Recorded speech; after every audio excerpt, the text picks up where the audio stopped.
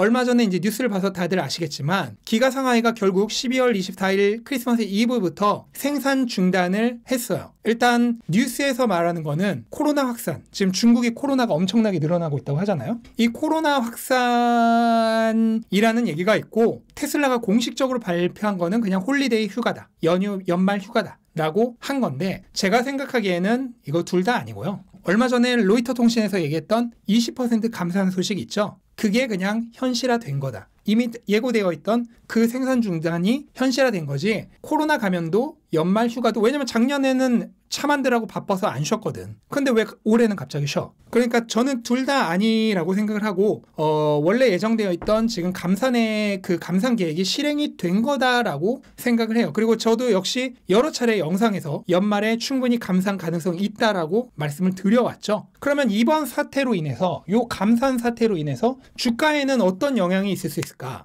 일단은 계획되어 있던 감산이긴 해요. 로이터에서 이미 20% 감산한다고 얘기를 했고 그때 이미 주가가 많이 빠졌죠. 그래서 어느 정도는 선반영이 돼 있어요. 하지만 제 개인적인 판단은 안타깝게도 100% 선반영은 아니었을 거예요. 절대로 100%이 일이 벌어지기가 확정이 될 때까지는 100% 선반영은 아니었을 것이다. 그리고 향후 분명 중국 코로나 위기의 위협의 가능성이 있다.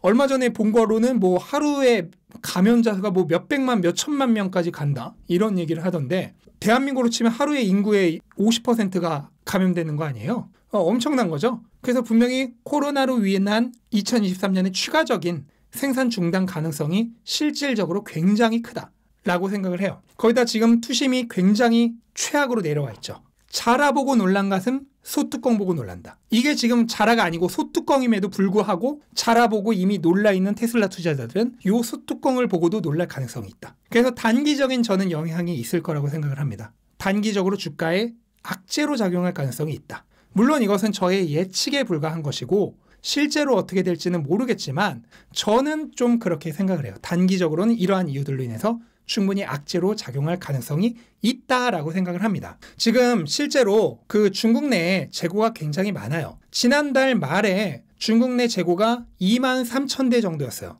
그리고 이번 달에 풀 생산시, 이번 달에 아시다시피 그 교대수를 좀 줄이거나 해서 좀 생산 대수가 좀 줄었어요. 그래서 만약에 이번 달에 풀 생산을 한다면 77,000대를 생산할 수 있습니다. 그렇게 되면 2022년 월말 재고가 만약에 한 대도 안 팔린다고 가정했을 때는 10만 대예요. 근데 12월에 지금 얼마가 팔릴 거라고 예상을 하냐면 중국 내에서 한 4만 5천에서 5만 대 사이, 그 다음에 수출이 5천에서 1만 대 사이 해서 5만 5천 대 정도 팔릴 것으로 예상을 하고 있는데 이렇게 될 시 월말 재고가 4만 5천 대 정도 됩니다. 근데 4만 5천 대 너무 많아요. 지금 그 차를 쌓아둘 곳도 없어요. 4만 5천 대면. 이거를 최소 1만 대에서 한 2만 대 사이, 아무리 못하더라도 2만 대 정도로는 낮출 필요가 있다. 그러니까 지금보다 4만 5천 대에서 한 2만 대로 낮춰야 되니까 지금 예정된 것보다 2만 대에서 한 3만 대 정도 생산을 더 줄여야 될 필요가 있는 거예요. 그럼 지금 테슬라가 하루에 3,000대 정도 생산하고 있으니까 24일부터 12월 31일까지 8일간 만약에 12월에 생산을 중단을 하면은 대략 24,000대죠. 그러니까 딱 마지막 마지막 재고가 한 2만 대 정도로 줄어드는 겁니다. 그래서 지금의 생산 감소는 필연이었다. 그리고 저도 영상에서 아마 생산 감소할 가능성 굉장히 높다라고 말씀을 드려왔었죠. 그리고 그 일이 일어난 것에 불과하다. 하지만 지금 여러 가지 상황을 감안했을 때 예고되어 있던 악재임에도 불구하고 오늘은 시장이 안 열리죠. 안 열리지만 아마 내일 시장이 열리면 악재로 작용할 가능성이 아무래도 단기적으로 있지 않을까라고 개인적으로 생각을 합니다. 그래서 지금 2023년에 아마 차량 할인이 더 들어갈 거예요. 차량 할인이 더 들어가지 않으면 지금 중국 내에서 점유율을 지키기가 어렵습니다. 거기다 지금 경기 침체, 특히 중국은 경기 침체 심각하죠. 그리고 시장이 지금 어마어마한 속도로 커지고 있잖아요. 중국 내 점유율이 올해 이제 말 되면 신차 기준 4대 중에 1대가 전기차입니다. 이거는 점유율 엄청난 거예요. 이렇게 시장이 커지다 보니까 내년에 분명히 할인도 할 겁니다. 당연한 전략이죠. 언제까지고 테슬라도 계속해서 할인 안 하고 광고 안 하고 갈 수는 없어요. 언젠가는 해야 됩니다. 예고된 수순이긴 한데 그게 이제 내년부터 있을 가능성이 좀 큽니다. 다만 그렇다고 해서 너무 비관적으로 생각할 필요는 없는 게 일단은 2023년은 지켜볼 필요가 있어요. 2023년은 지켜볼 필요가 있는 게 중국에서 지금 테슬라의 점유율이 한 22, 3% 정도에서 10% 미만으로 중국 내 전기차 점유율이 줄어든 거는 맞아요. 하지만 그거는 중국의 전기차 침투율이 너무 급작스럽게 증가를 했고 그거에는 올해 보조금이 끝나는 것도 영향을 미쳤죠. 하지만 그렇게 시장이 커졌지만 그렇게 시장이 커지면서 결국 중요한 거는 전기차 내의 점유율이 아니라 전체 차 내의 점유율이죠. 전체 차 내의 점유율은 2년 동안 한 2.5배 이상 올랐다. 그러니까 실제 전체 차 내에서의 점유율은 테슬라는 급격스럽게 증가한 거예요. 다만 전기차가 너무 빠르게 시장이 커지다 보니까 전기차 내에서 점유율이 줄어든 것뿐이지. 그래서 너무 비관적으로 볼 거는 없고 2023년까지는 일단 확실하게 지켜볼 필요가 있습니다. 아직은 너무 비관적이 될 필요는 없다. 충분히 지금 매출이나 성장성이 나쁘지 않다. 올해도 한 135에서 8만 대 사이를 찍겠지만 예정했던 140만 대 이상, 145만 대 정도를 못 찍었지만 거기에 굉장히 컸던 이유가 코로나 때문입니다. 제로 코비드 정책으로 인해서 공장이 가동 중단됐던 게 굉장히 큰 이유고 그거 아니었으면 아마 거의 올해도 목표량 찍었을 거예요. 그러니까 이런 비관적인 뉴스를 너무 비관적으로 볼 필요 없고 조금 더 지켜볼 필요가 있다라고 생각을 합니다. 다만 그럼에도 불구하고 조금 더 보수적인 밸류에이션을 한번 해보도록 할게요. 이런 생산 감소에 의한 중국의 수요 감소는 분명히 조짐은 있기 때문에 이런 거를 감안한 안 좋은 케이스, 베어 케이스, 굉장히 보수적인 케이스를 한번 오늘은 좀 생각을 해보도록 하겠습니다. 베어 케이스죠. 근데 여기서 이제 주의해야 될 게 있어요. 주의해야 될 게 뭐냐면 아무리 베어 케이스라고 하더라도 저의 판단입니다. 절대 진짜 중립적인 의견은 아니라는 거 분명히 말씀드립니다. 베어 케이스지만 처리형의 베어 케이스지 진짜 중립 의견은 아니다라는 거 분명하게 말씀드리고 갑니다. 자, 일단은 불 케이스 먼저 볼게요. 2026년에 게리 블랙이 이제 주창하는 게리 블랙이 최고의 불 세력 중 하나잖아요. 2026년 540만 대. 요 경우 EPS는 대략 $17 정도를 예상을 합니다. 그리고 그 이후 연평균 성장률 굉장히 긍정적으로 봐서 25%로 봤을 때 PEG 2로 하면은 PER 50 정도는 줄 수 있다. 그렇게 되면 2026년 주가는 $850가 되는데요. 여기에 할인율로 무위험 이자율 4.5%에 요구 수익률 22.5%. 이거는 QQQ 곱하기 1.5죠. QQQ 15% 곱하기 1.5를 한 겁니다. 22.5%를 줬을 때 역복리율은 27%가 됩니다. 그럼 $850를 1.27의 세제곱으로 나누면 그러니까 지금으로부터 한 1년 후까지의 목표 주가는 대략 $410억 정도가 됩니다.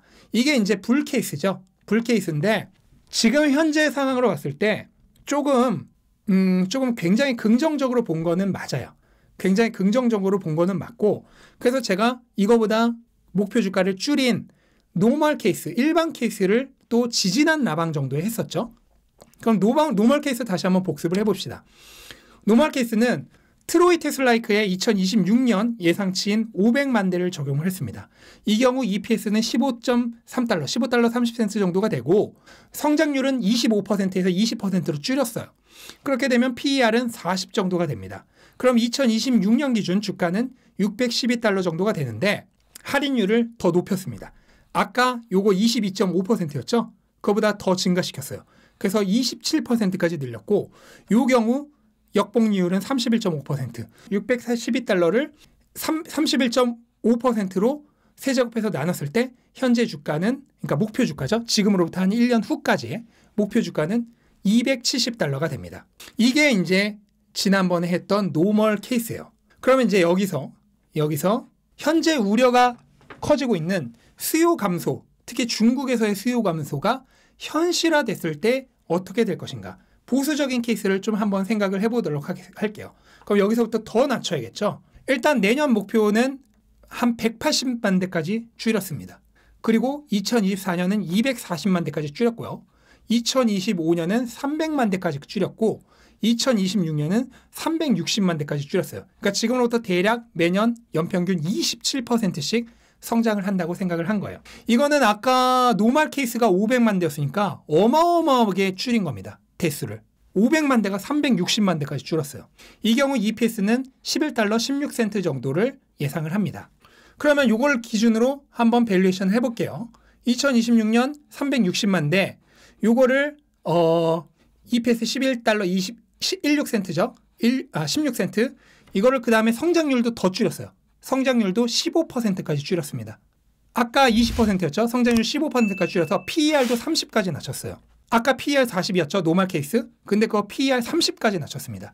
그렇게 됐을 때 2026년 주가는 335달러가 됩니다. 할인율은 아까 노멀 케이스랑 똑같은 31.5%를 할게요. 335달러를 31.5%의 세제곱으로 나누면은 현재 지금으로부터 1년 후까지의 목표 주가는 대략 147달러 정도가 나옵니다. 지금으로 치면 한 주가가 17% 정도 더 상방인 거죠. 요게 제가 생각할 수 있는 최대한의 보수적인 수치예요. 수량은 2026년에 겨우 360만 대. 그리고 PER 30. 할인율 무려 31.5%. 이거 정상적인 할인율이 아닙니다. 엄청나게 높은 할인율이에요. 그렇게 잡아도 3년간 역복리 현재 가격은 147달러 정도 되는 게 제가 생각하는 최대한의 보수적인 수치예요. 그러면 결국 어떻게 되느냐? 제 판단으로는 지금의 가격 하락은 펀더멘털의 영역을 벗어났다. 펀더멘털의 하방을 이미 벗어난 수준이다라고 생각을 해요. 그러니까 심리적 패닉의 영역이고, 그 다음에 테슬라 주식을 담보로 주식을 샀던 사람들의 강제 청산, 롱 스퀴즈를 피하기 위한 매도가 발생하는 롱 스퀴즈의 영역이다. 그러니까 이성적인 판단이 개입되는 영역이 아니라는 뜻이에요. 감정에 의해 팔거나 강제 청산 당하거나 피하려고 팔거나 하는 요 영역이라고 생각을 해요. 물론 그렇다고 해서 단기적인 주가가 무조건 오른다는 뜻은 절대 아닙니다. 단기적인 주가는 알 수 없지만 어쨌든 그냥 제가 생각하는 저의 펀더멘털, 저의 밸류에이션으로 봤을 때 현재 주가는 이미 펀더멘털의 영역을 벗어나서 심리적 공황이나 롱 스퀴즈로 인한 영역이다라고 생각을 합니다.